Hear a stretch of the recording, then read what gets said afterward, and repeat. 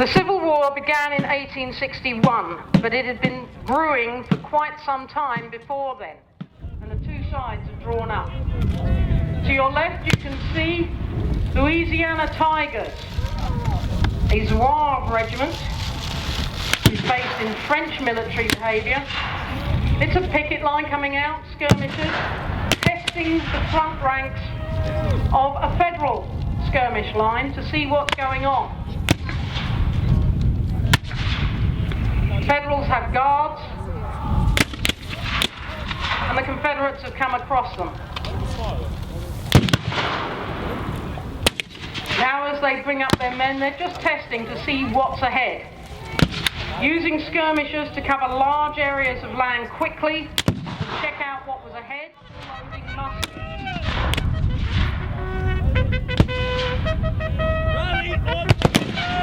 On April the 14th, 1861, the first shot was fired at Fort Sumter. Several days later, the ceasefire was called, and the only casualty was a donkey.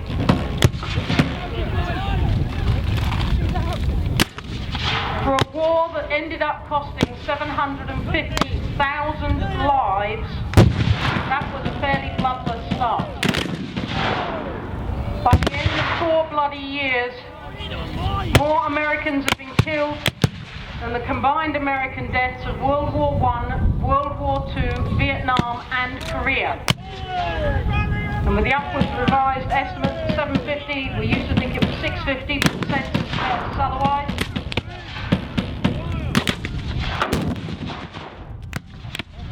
Finally, people began to realise this was not going to be a war. The tactics were Napoleonic, but the weapons were rapidly reaching those of World War I. The Gatling gun was invented, though rarely used. The first successful attack by submarine on enemy shipping. Use of aerial reconnaissance. Balloons, allowing them to look at the enemy lines, capture lamps in their tents, gauge how many they were against. The first battle of the ironclad. The introduction of rifling of weapons.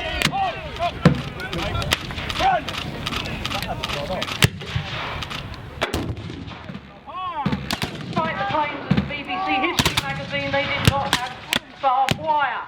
That was not invented until 1867.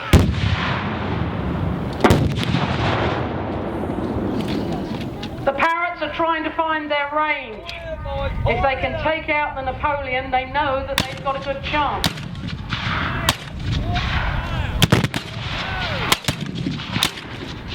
These men were volunteers and very often came from the same towns and villages, and they knew each other.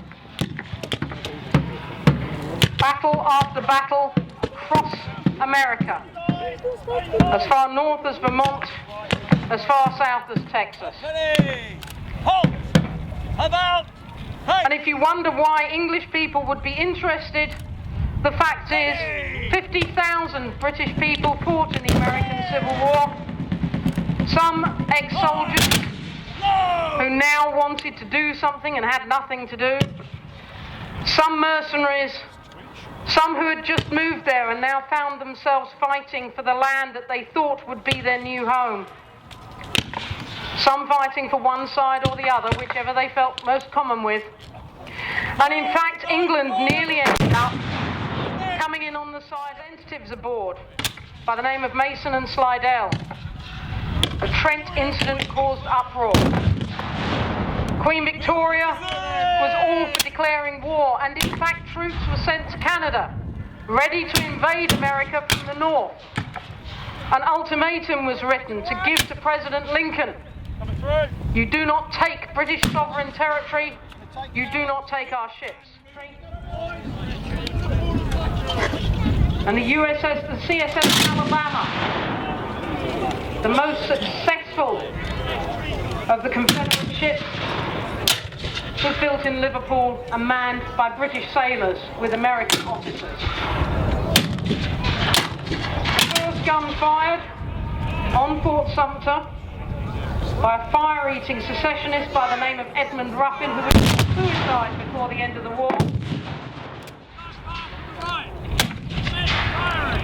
If you look behind the Union lines, you will see a man dressed in white with a green sash. He is the surgeon. You might think it's strange. Why look so obvious? But that is the point. He's the surgeon.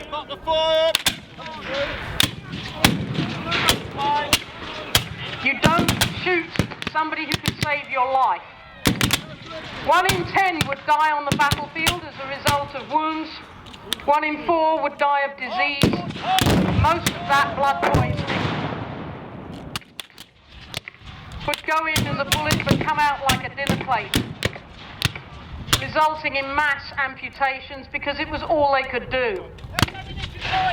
They hadn't quite grasped how infection was spread, and indeed thought infection could be a good thing. Taking bandages off infected men and putting them on those who did not have infection to encourage what they called healthy suppuration. We'll shoot them down. Cowardice is not tolerated. The 42nd Pennsylvania, known as the Bucktails, wheel into position against the Louisianans, the Tennesseans, and Arkansas batteries, all part of the Confederate Army. It means no quarter. If you surrender, we will still shoot you. We will not stop until you or we are dead. Not used very often. It is a warning to the Federals. Do not expect mercy, you will not get it. The Bucktails retire, fighting their way if they can.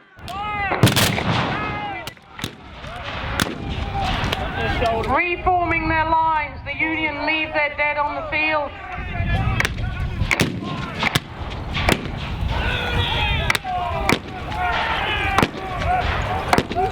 Boys, hold it there, wait! The forward position of the Tigers are in a precarious place as the other Confederate forces are brought to bear. A good soldier was expected to be able to fire 3 aimed shots a minute, and his musket could glow red with the heat.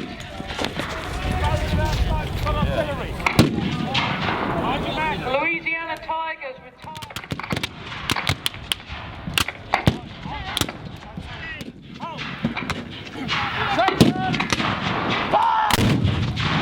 A Union provost has already taken down 1 deserter, and he's just warned the other because of the load. And it wasn't unknown to find a ramrod stuck 20 feet up a tree, where a terrified soldier had forgotten to remove it before firing, and the gun had picked, left the ramrod in position. If you get the chance to go to places like Gettysburg, you can still see them today. Some of the Federals think they're going to chase, but their officer calls them back. Now is not the time. Both sides equally determined.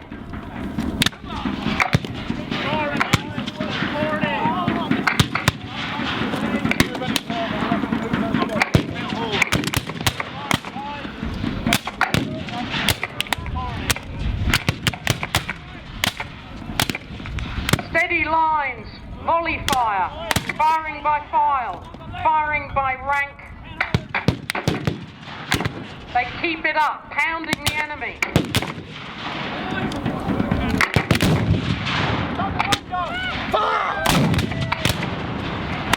Cannons didn't just shoot cannonballs.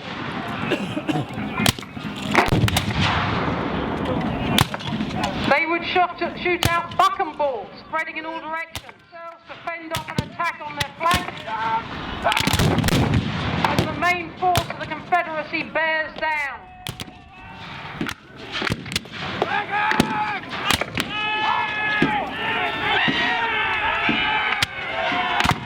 The Confederate rebel yell, first heard at Bull Run, Manassas, as the South calls it, is heard across the field. Victory this day!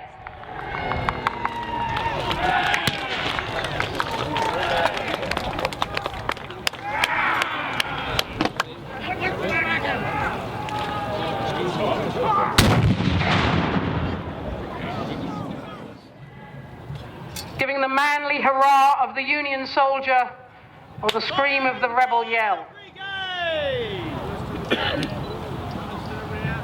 And if you have hearing aids, remember, I suggest you turn them off. Watch the officer's sword. Aim!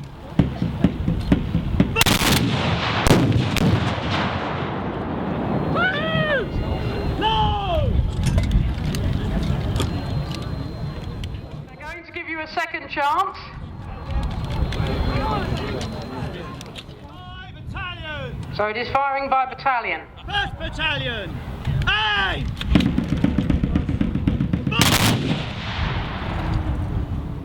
Right, guys.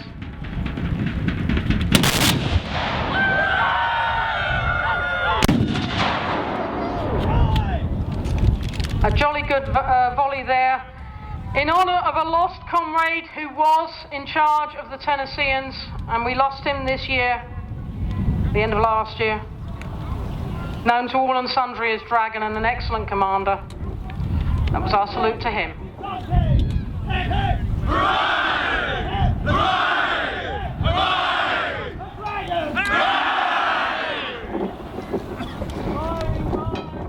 Wobble. They're made of rubber. Ours aren't. They are solid steel. The two men stepping out now are marking the end point. Safe enough from you that even if a man stumbles, you shouldn't get speared. Order! Hold! Forward! March! Charge! Bayonet!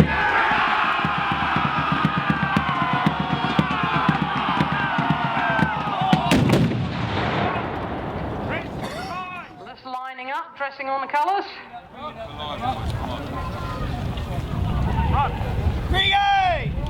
Present!